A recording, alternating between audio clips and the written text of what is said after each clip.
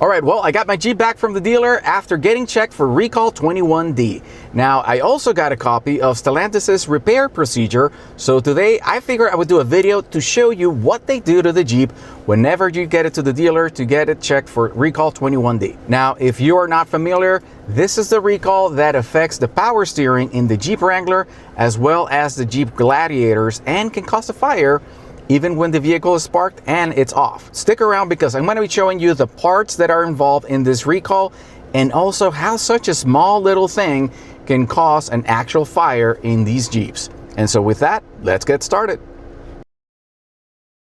This is the recall that covers right now 2021 and 2025 Jeep Wranglers as well as Jeep Gladiators. Again, we have the Stellantis internal documentation as to how to do the fix. And basically what they're telling us here is they are estimating 0.3 hours to do the inspection and try to figure out if there is an issue or not. Now, when I took my Jeep, I dropped it off the day before.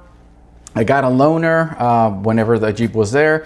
And then the next day in the morning, fairly quickly, they called me and said that the recall was done. The Jeep had passed, we're all good to go. So make sure you're always, if you have access to the Jeep app, make sure you're doing that in there. You should be able to see when there are fixes available. One of the cool things is when I dropped off the Jeep, I got a loaner, which was another Jeep Wrangler 4xe Sport S. So stay tuned because we're going to be making a video about comparing the Willys to the Sport S. So that's coming up. So anyways, back to our task at hand. So again, this is the Stellantis internal documentation that really goes through what they need to do in order to evaluate and or fix the Jeep. So again, for this recall, now you'll see in here, there's a few different parts that are going to be involved with this. We're going to skip through some of this stuff. Now, let me show you the actual parts that are being impacted by the recall. And pretty much it is this specific part right here. Let me zoom in a little bit. That is pretty much the issue that we are having right now, right? So let me show you also on my Jeep how this part looks. One thing I want to be clear on, seeing what these parts look like does not replace Jeep's actual test. Only Jeep can confirm if yours needs to fix. So even if you see that these parts look fine, please get the recall done anyways. All right, so from the top, it's a little bit hard to see. So I'm actually going to go underneath the car and show it to you that way better. There it is. You can see the part right there, and you can see the wiring and pretty much the connectors that they're going to be checking. And that is the part, those are the parts that are actually involved with this recall. By the way, if you're enjoying this video, please make sure to like and subscribe. I'm trying to reach 1,000 subscribers by the end of September, and you can make the difference. All right, so let's go through the steps that they're going to be following, right? Obviously, they're going to make sure that the car is in run position. They are going to be using their software and their website to kind of do some diagnostics on the connection in here as well. Now, one of the things that they're going to be doing when they do connect to the vehicle using the YTech, they are looking for a specific code as well. And that is DTCU0131. And if they get that code, that means that they've lost connection with the power steering module.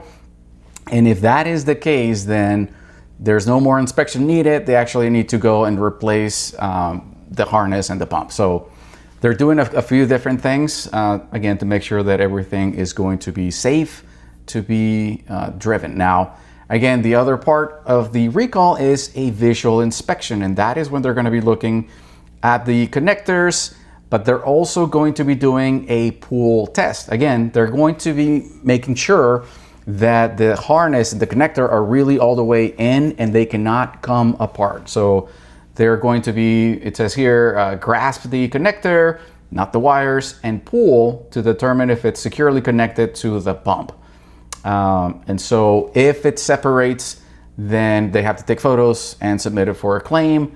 The other thing that they're going to be doing is making sure that there are no exposed ribs, if you would, within the wires. And so they are looking at all of these different parts to make sure that there is no failure or, again, nothing is exposed.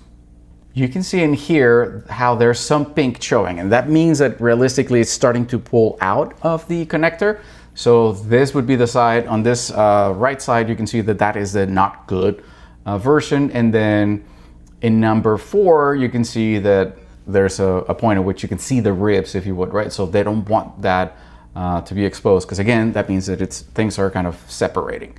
So what they are looking for is everything to be properly seated and everything to be fully connected. This schematic pretty much just shows you a little bit more around the power steering pump and some other parts. So that is pretty basically what they are doing when you're taking your Jeep to the dealer to take care of Recall 21D. Not necessarily a super complicated thing, but it is something that's important and that could put you at risk if you don't take care of that. Now, the reason why I wanted to show you this is, you're getting the letter that tells you that your car can catch fire and all of these things. Obviously, that is alarming. So I just wanted to show you, looking through the actual internal Stellantis documentation, that you can see kind of what they are doing and what this all entails. Again, this is still important for you to do, so make sure that you're doing that when you're getting that notification, or even right now, just check your app and you should be able to take your Jeep in and take care of this.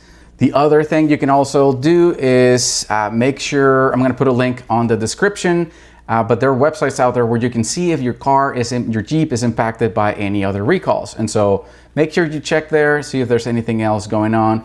And again, make sure you're taking care of those recalls whenever you can. Recalls are not fun, and as a 4xe owner, I feel like we've seen quite a bit of those here recently. So hopefully these are going to be some of the last ones out there. Again, this one, I gotta say, it was probably the easiest one. I dropped off the car, and really quickly in the morning, they called me and tell me that the recall had been completed and the Jeep had passed. So, to me, it was not a big deal. Again, obviously the frustration of taking the car in, getting the loaner and all of those type of things, but this is a safety issue. So again, I want to make sure that I'm taking care of that. So with that, that's pretty much it. If you like this video or if you enjoy the content, please make sure you like and subscribe. I'm trying to reach 1,000 subscribers, and you can make all the difference. And with that, this is Trail Radio Garage signing off. Goodbye.